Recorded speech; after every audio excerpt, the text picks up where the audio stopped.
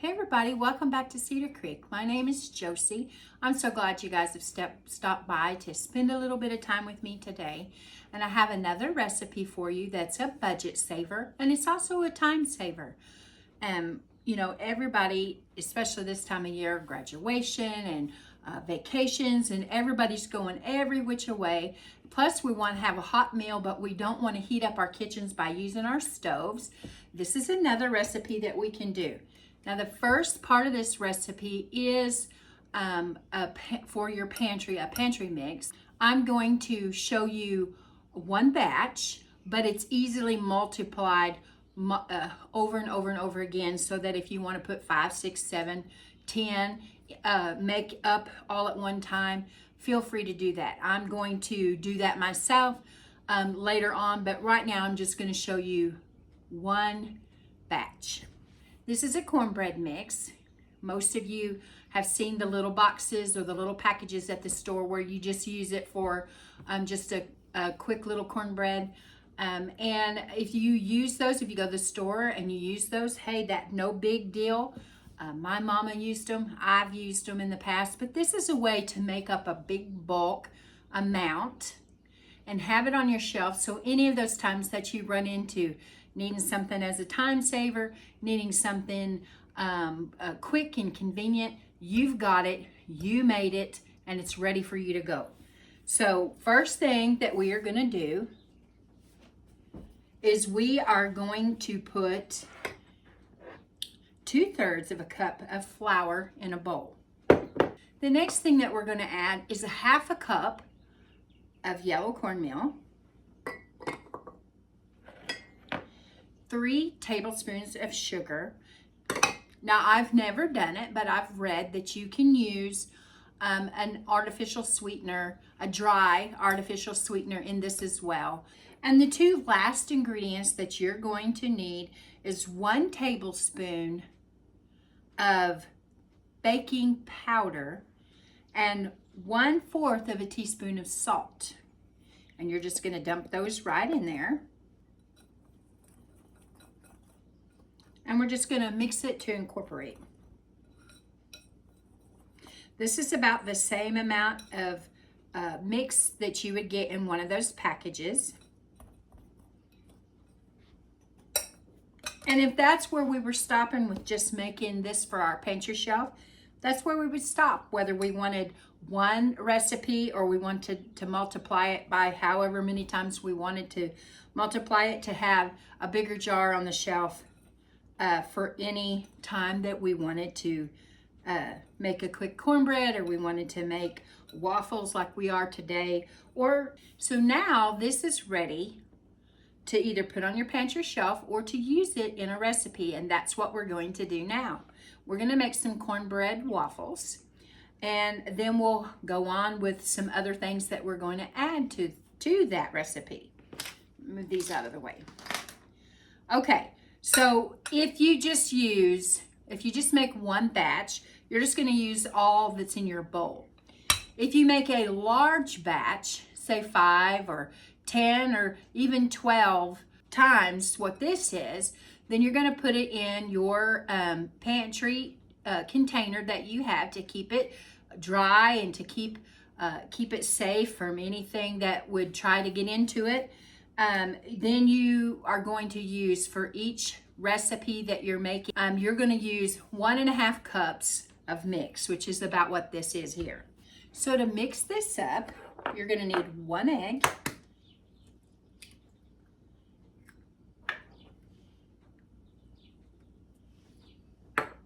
you need 1/3 of a cup of milk.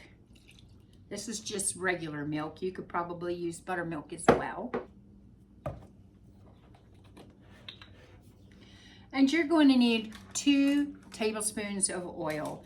This is olive oil. You can use whatever oil that you want. You could melt lard and use it. You could use coconut oil. It's really up to you what it is that you want to feed your family.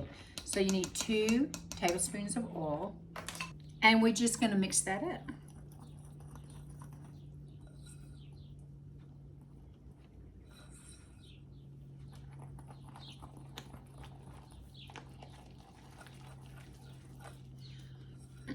I have a casserole, a corn casserole that I make with this, and you put sour cream and cheese and other things in it, and it's really, really good. Now I have got mine all mixed up, and I feel like it's just a little bit thicker than I want. I don't want runny, but I do want it just a little bit looser. So I'm probably gonna add about another tablespoon of milk.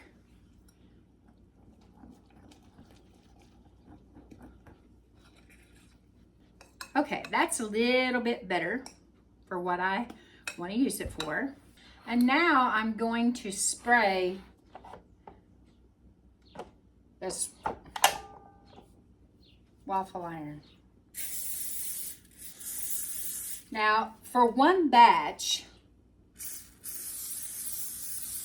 I can't really give you an exact number because every waffle iron is different. Some waffle irons are big and square, and some are the little tiny ones like what you make chaffles and stuff like that.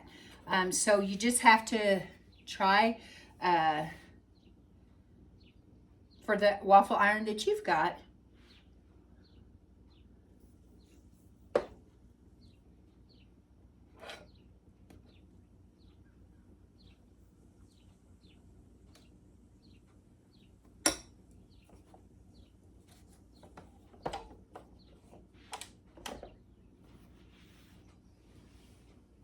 Now, while that waffle is cooking, I will tell you that I looked online today at the price of those little boxed cornmeal mixes. And the one that a lot of us are familiar with, it's been around for a long, long time. It at Walmart today is 62 cents a box. You can order and have it delivered to you.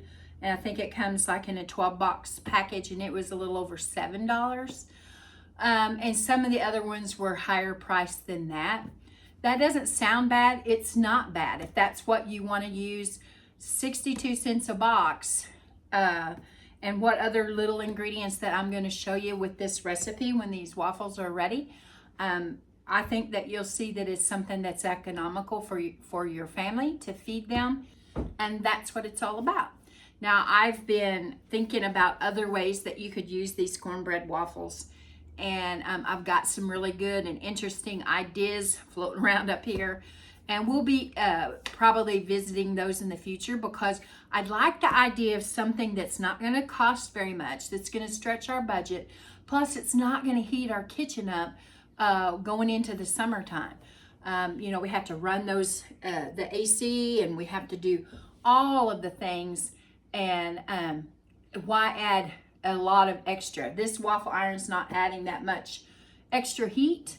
I just think that it's prudent right now for us to try to cut corners every way that we can. And so that's one of the reasons why I'm bringing these kind of recipes to you.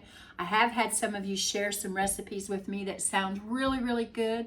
I had a lovely lady send me some recipes in the mail, and I thought it would be fun to kind of try some of y'all's recipes and put them out there, and I'll try my best to use your first name and as my way of thanking you for sharing a recipe with me.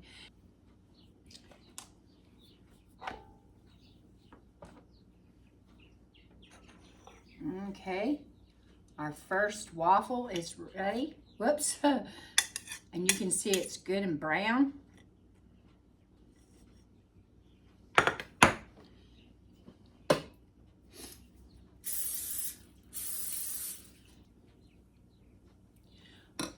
I have a recipe for a pan release, and I've been intending to get, I have put it on there I did have it on there a long time ago.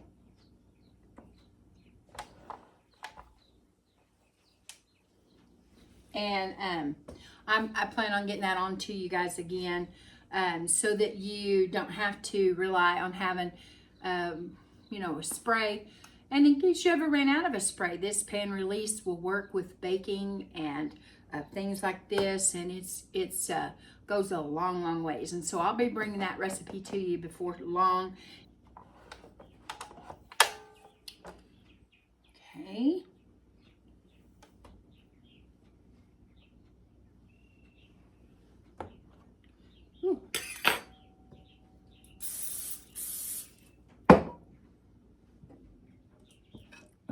that recipe made 4 of this size waffle. Now they're pretty thick. And then I had a malfunction with my waffle maker. I can't get it to roll back around to how it's supposed to. So it's a good thing I got all the waffles made. So what I'm going to do now is I am going to put a chili and cheese topping on this. This is where the next part of the recipe comes in. You may have store-bought chili on your shelf, chili with beans, chili with no beans, and you can use either one of them. You can use your homemade chili, same thing, beans, no beans. You can use your favorite chili that uses hamburger meat, or maybe it's vegetarian, or maybe it uses another kind of meat. It's really all up to you. And so what you're going to do is you're going to put your waffle in your plate. Now I am using chili with no beans because I don't like soggy. Even though this tastes good, if I was to put a really chili with beans that's more liquid, and I know myself it's a texture issue. It's not that it doesn't taste good, it's texture. So how you would do this is you would put all these, get your waffles. I would say for an average family, you're probably going to need to make 2 recipes of this. If you look at it as it's not costing you anymore, I would say homemade is probably costing a lot less than 62 cents a batch. And so that's not bad. And so it would be the cost of this plus whatever size that you put on yours. Now I am going to put chili on mine, and there's no rhyme or reason on this. It's just however much you want to put on yours. So in your family, you know what your family likes. And so I'm putting chili on mine. You could put any toppings really. I'm going to put tomatoes on mine. These are little cherry tomatoes because the tomatoes at the store right now, the cherry tomatoes taste best out of all of them. And I'm going to put a dollop of sour cream on there.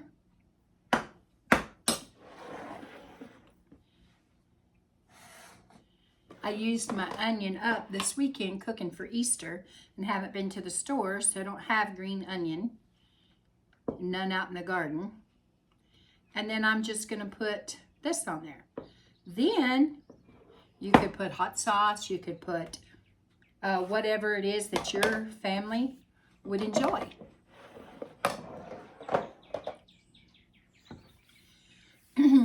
So here is another way to stretch your food budget, to stretch and to have something convenient on the shelf with your cornbread pantry mix, to have something that is quick, feed your family, totally customizable. You could put anything on this. If you wanted to put jalapeno peppers, or you wanted